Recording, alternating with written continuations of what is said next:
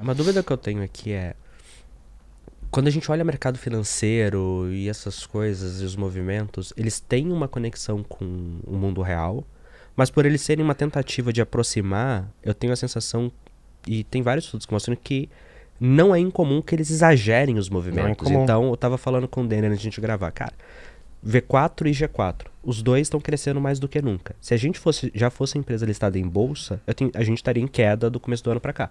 Eu tenho certeza que as ações hoje estariam cotadas no preço menor do que elas estavam no começo do ano.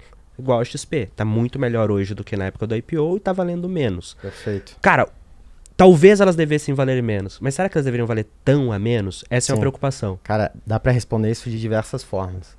Uma delas é que o preço de uma ação é sempre um cenário probabilístico, é um valor esperado, é literal uma média. Então você pensa em diversos cenários, você deveria atribuir uma probabilidade para cada um desses cenários, e a média de tudo isso aí deveria dar o preço esperado, né?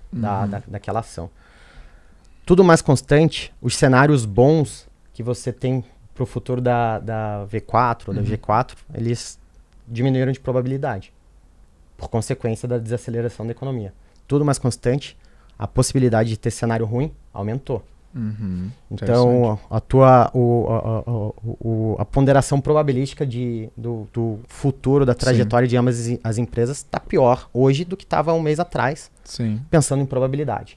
Então, pensando nisso, sim, deveria valer menos. Mas esse é só um lado Então, é só uma parte da resposta. Tão a menos? O quanto de exagero você acha que tem? É que é a minha segunda parte da resposta. Bastante.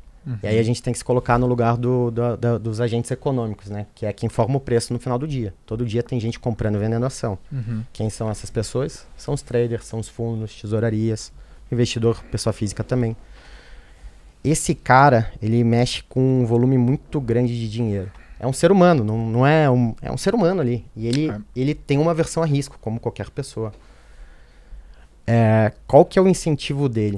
O incentivo dele é de panicar. Porque o cenário dele perder dinheiro ele é muito ruim. Então a pressão vendedora, que é a queda dos preços das ações, nada mais é do que todos esses agentes atuando junto, cético com o futuro, comprando menos. E no cenário de ações e tudo mais, tu tem também os investimentos de menor risco, pagando preços muito maiores que quase que não justificam você entra no risco, custo de oportunidade, Exato. né? Cara, putz, eu posso colocar renda fixa 12,75 que tá agora ao ano, assim, tranquilinho, sem fazer nada, deixa lá.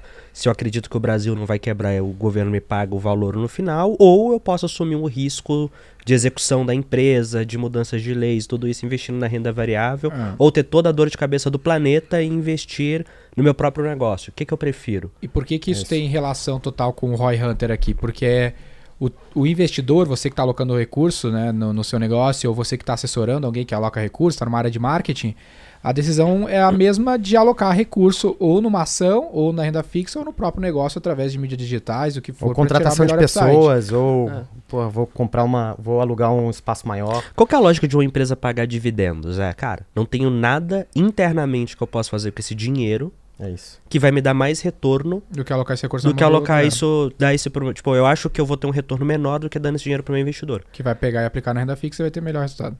Ou em qualquer outra coisa, né? Tipo, você é Ambev, você gera tanto caixa, mas tanto caixa, mas tanto caixa, que na sua escala é impossível. Você quer remunerar o teu acionista. Tipo, cara, você vai provavelmente ter mais dinheiro você fazendo alguma coisa numa escala menor. De crescimento que entrega um bom upside. E talvez, só que essa avenida, ela não é, esse trade-off não é só interno, a empresa parou de crescer tanto. Às vezes as outras opções externas cresceram mais do que a própria empresa, que é um pouco do cenário de agora. Perfeito. Qual que é seu ROI numa campanha de marketing já? Eu consigo, sei lá, ter 20% de retorno sobre o meu líquido sobre o meu investimento. Você vai lá quando a renda fixa era 3%, você fala, cara, 20% é incrível. Se eu tiver agora metade, 12%, tá ótimo. Agora 12% versus 20% com risco de execução... Se eu tiver metade, já me fudi.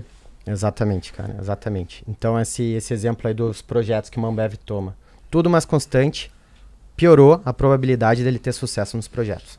E por isso o nível de consciência para você fazer um investimento agora deveria ser muito maior, né?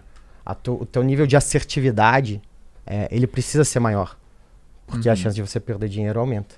E pior, dado o custo de oportunidade que você está colocando. Mas então a visão de você seria mais indicado, ou não mais indicado, né? Porque não adaptar com o negócio dos outros sem saber é foda. Mas na sua visão, nos negócios de vocês, pisa fundo ou tira o pé? Minha opinião, disciplina de custos agora vai ser fundamental. Essa resposta depende muito do nível de caixa que você tem, do teu negócio, quanto ele cresce, o quanto que você deveria estar preparado para o futuro. Tudo mais constante, você deveria ter mais caixa pensando nesse cenário de cauda. O que é o cenário de cauda? É um cenário de caos, que é o cenário que você não consegue nem antecipar. Mas todo dia, todo momento a gente acorda e existe cenário de cauda. Um Covid é um cenário de cauda. O que é um cenário de cauda, então? É um cenário com baixa probabilidade de acontecer, mas se acontecer, ele te mata. Risco da Ele ruína. mata o teu negócio, que é o risco da ruína. Perfeito. Cara, Minha leitura. Disciplina de custos, assim como o Domingos falou, tá mais importante do que nunca. Felizmente, eu sempre fui paranoico com esse negócio. Sempre tive muita Com razão. na empresa. Ótimo. Então, não é um tão problema. Cara, o que eu vejo? Core business, onde você tem muita confiança do retorno que você tem, você deveria investir mais do que nunca. Por quê? Porque quase todo mundo vai panicar e deixar de investir. É que nem Covid. Quem que se deu muito bem quando o Covid reduziu? As pessoas que durante o Covid entenderam que, olha, essas coisas aqui vão acontecer, é passageiro, porque ciclos econômicos são passageiros. Fala, cara, eu vou investir para quando sair eu estar melhor que todo mundo. Eu vi muita empresa que sobreviveu ao Covid e morreu logo depois, porque na hora que as coisas voltaram, ela não aguentou o ritmo ali depois. É tipo, cara, é que nem o navio afundou, você continuou nadando até a praia, mas você nadou bebendo água do mar. Chegou lá desidratado e morreu na praia.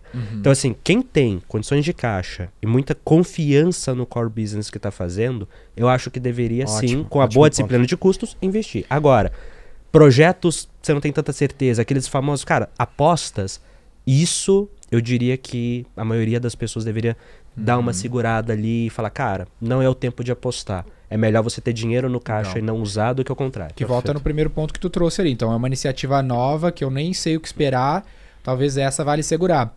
Mas ao mesmo tempo das coisas que eu já faço e às vezes as pessoas menos agressivas, com mais aversão a risco, vão tirar o pé nas coisas clássicas. Dá um exemplo, lá na época do Covid, a gente tem um cliente que é do mercado de turismo. Aí todo mundo tirou o pé das coisas clássicas, de mídia, por exemplo. E ele meteu o pé fundo porque ele começou a comprar tudo mais barato. Por exemplo, Out of Home, em aeroporto. E eles cresceu demais e estabeleceu um monte de canal que a galera tinha tirado o pé, o preço baixou demais, ele comprou muito mais barato do que seria antes, ele tinha caixa para fazer isso em algo que ele já conhecia. Talvez seja um cenário interessante, né? Pois é, olhando agora porque o preço baixa a partir do momento que a galera tem mais medo também. Agora o benefício de você saber o futuro, né? Olhando para trás é mais fácil. Mas ele tomou um baita de um risco. Que poderia ter dado e gerado e ocasionado ruína. Então, tudo mais constante para tomar essa decisão aqui. O tudo mais constante eu repito muito porque ele é bem importante, né? São muitas variáveis. Tem que isolar a variável. Tem que isolar muita variável a todo momento. É um tabuleiro super dinâmico, com muito fator, né? E todos esses fatores têm um cenário de probabilidades também.